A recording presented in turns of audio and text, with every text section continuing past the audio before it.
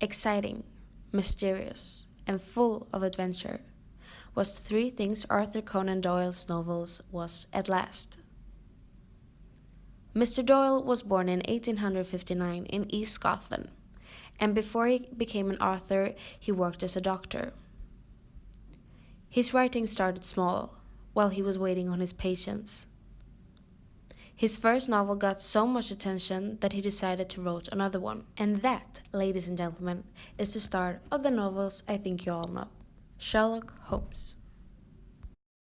Yes, Arthur Conan Doyle is the brain behind the detective Sherlock Holmes. Doyle also wrote a novel about Sherlock Holmes' sidekick, Dr. Watson, which many believe is himself. It was no doubt that Mr. Doyle was a talented man.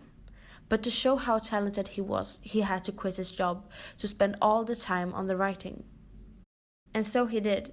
And the first book he wrote after quitting his job as a doctor was the first Sherlock Holmes novel. It wasn't long after that he became one of Great Britain's most famous authors.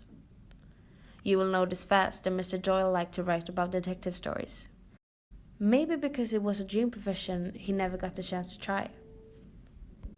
Anyway, he actually got the chance to be a detective a few times, where he surprisingly did a very good job as well. He saved many people's lives from being accused to a crime they didn't even commit. There is one particular case about a George Edile, a British Indian lawyer convicted of threats and animal cruelty. But thanks to Mr. Doyle, not only was Edile acquitted, this case also led to the Court of Criminal Appeal for being set up as a court to correct legal errors. Later, the author Julian Barnes wrote a novel about this case called Arthur and George. So you see, like I said, Mr. Doyle was a talented man.